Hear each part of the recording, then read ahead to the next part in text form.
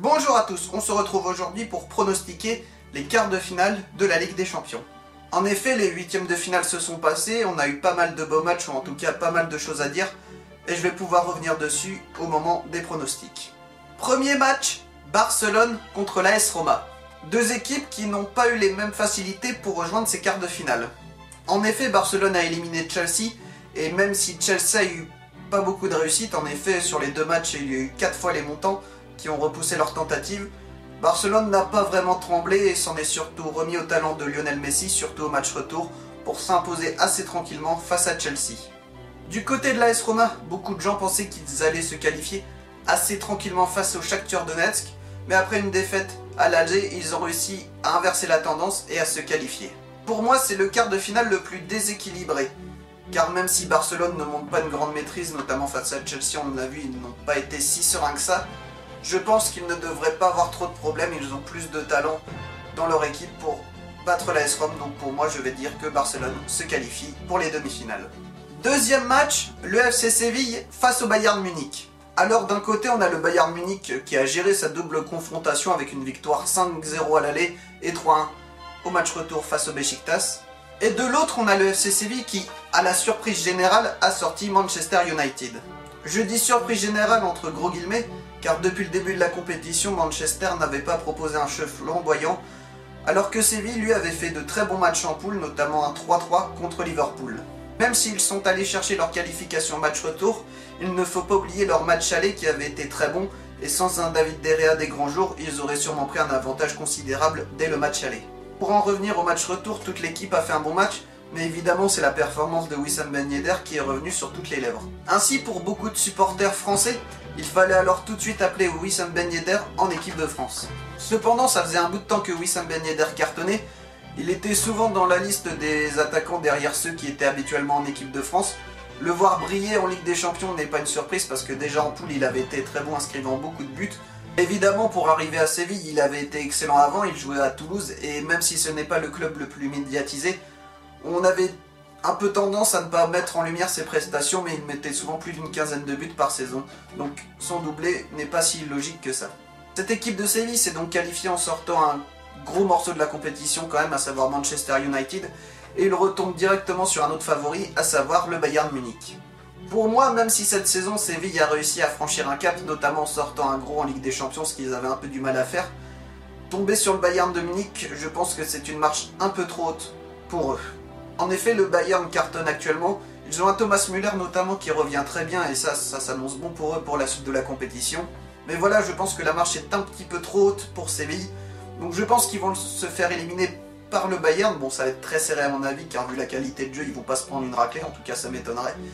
Mais je pense que le Bayern a plus de qualité, donc pour moi, le Bayern va se qualifier pour le dernier carré. Troisième match, et c'est un remake de la finale de la Ligue des Champions 2017, puisqu'on a une confrontation entre le Real Madrid et la Juventus de Turin. Là aussi, la qualification de ces deux équipes pour les quarts de finale fut différente. Du côté de la Juventus, ils étaient opposés à un outsider de la compétition qui jouait très bien, à savoir Tottenham. Emmenée notamment par Harry Kane, cette équipe avait fait 2-2 face à la Juventus à Turin. Mais là aussi, comme à Séville, c'est grâce à son buteur, ici en l'occurrence Gonzalo Higuaín, que la Juve s'est qualifiée. Évidemment, je parle d'Higuaín, mais cette équipe a encore une très bonne ossature et a gardé les joueurs importants qui leur avaient permis d'aller en finale l'année dernière. On pense évidemment à Buffon, Chiellini ou encore Dybala. Ainsi, leur qualification s'est faite un peu à l'italienne sans être péjoratif, mais c'est une victoire tactique, ils ont été très pragmatiques on va dire et ils se sont imposés par la plus petite des marges. Du côté du Real, évidemment, on s'en souvient, ils étaient opposés au PSG dans une double confrontation qui a fait beaucoup parler. Le bilan que tout le monde a fait après cette double confrontation et qui est assez juste, c'est que le Real Madrid n'a pas tremblé face au Paris Saint-Germain. Pour le Paris Saint-Germain, ils pourront avoir des regrets sur les deux matchs, mais pas pour les mêmes raisons selon moi. En effet, sur le premier match qui était assez équilibré, le PSG a craqué un peu dans les dernières minutes pour pas mal de raisons. Évidemment, les choix d'Emery ont été mis en cause avec la sortie de Cavani et la rentrée de Meunier. Et à partir de ce moment-là, le Real a déroulé avec notamment un Marcelo qui avait été plutôt discret on va dire pendant 65 minutes et qui s'est réveillé faisant un dernier quart d'heure de folie. Quant au match retour, même s'il n'avait pas Neymar à cause d'une blessure, le Paris Saint-Germain n'a pas montré des arguments nécessaires pour faire tomber le double tenant du titre. Mais le fait que beaucoup de monde n'ont pas relevé, et ce qui explique pour moi que que le PSG ne s'est pas qualifié, c'est sur la valeur intrinsèque de cette équipe du Paris Saint-Germain. En effet, il y avait quelques postes, et notamment des postes clés, dans cette équipe qui faisaient qu'on ait des doutes. Certains ont été légèrement rassurés et d'autres ont carrément posé problème. Il y a deux postes où on avait des doutes, c'est sur Daniel Alves et sur la sentinelle. Daniel Alves, si même au match aller il n'a pas été mauvais, il a même été plutôt bon il faut dire, sur le match retour ce n'a pas été la même histoire. Quant à la sentinelle, au match aller on a eu Lo Celso, qui certes n'est pas un mauvais joueur, mais en sentinelle en tout cas il n'a pas encore l'expérience, ce n'est pas encore le joueur un peu à la Sergio Busquets qui permet d'aller loin en Ligue des Champions. Et au match retour on a Thiago Motta, qui n'a pas été transcendant ni flamboyant. Évidemment, Thiago Motta n'est pas le joueur qui va faire 4-5 dribbles et éliminer 5-6 joueurs. Mais même dans ce qu'il sait faire de mieux, les passes et toute la construction du jeu, on ne l'a pas trouvé aussi bon que d'habitude. Et je pense qu'il est un peu sur le déclin, malheureusement pour lui. Ainsi, c'est avec tous ces éléments que je dis que le problème du PSG cette saison, ça a été le mercato, car tous ces doutes, on les avait en début de saison, et on les aura encore à la fin de la saison. Ce seront encore les mêmes postes, je pense, qui seront concernés par le mercato. Donc, ils savaient où était le problème, mais n'ont pas acheté là où il fallait. En effet, leur mercato s'est concentré sur Neymar et Mbappé, à savoir l'attaque, alors que finalement, c'était peut-être le domaine où ils étaient le mieux. Quant au Real Madrid, beaucoup de gens doutaient d'eux avant cette double confrontation. En effet, ils étaient distancés en Liga, et en Ligue des Champions n'avaient pas montré une grande sérénité en phase de poule. Mais comme je l'avais dit, je pense que le Real sait hausser son niveau de jeu quand il le faut. Ainsi, on a vu lors de ces doubles confrontations que les quatre sont encore au rendez-vous, notamment Ronaldo et Marcelo qui avaient été beaucoup critiqués avant cette double confrontation, qui a montré qu'il était encore pour moi le meilleur latéral gauche du monde. De plus, ils ont une profondeur de banc intéressante, car même si Kroos et Modric n'étaient pas titulaires au match retour, Kovacic et Isco qui les ont remplacés ont fait le boulot. Et comme le Real Madrid nous le montre avec cette double confrontation, avoir un banc conséquent, c'est important. Ainsi, c'est donc un remake de la finale de la Ligue des Champions.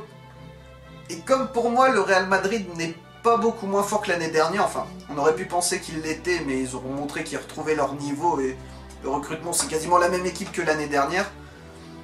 Et la Juve, elle, je la trouve un peu moins forte que l'année dernière.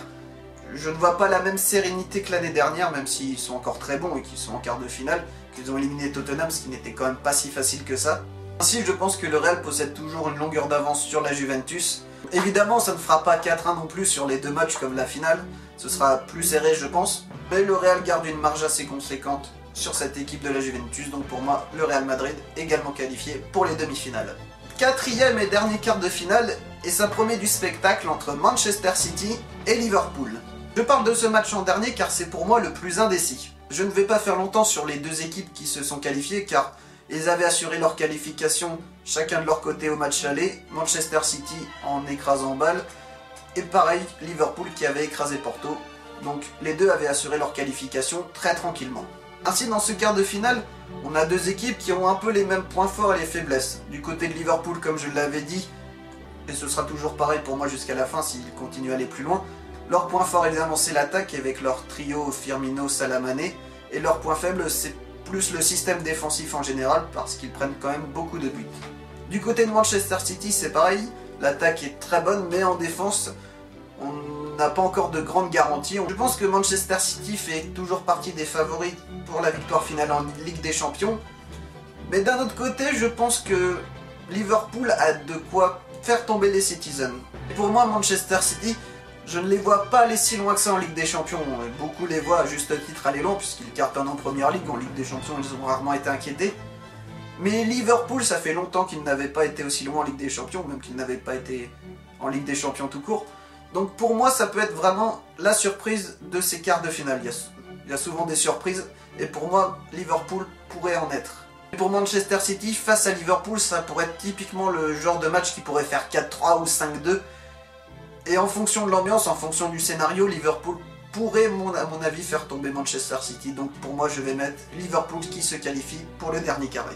Voilà, c'était ma vidéo pronostic des quarts de finale de la Ligue des Champions.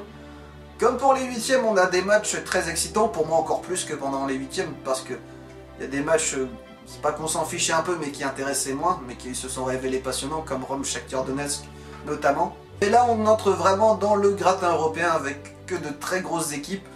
Donc on attend de voir ça avec impatience. En tous les cas, n'hésitez pas à le dire dans les commentaires si vous n'êtes pas d'accord avec mes pronostics. Et en attendant, ne faites pas trop les foot.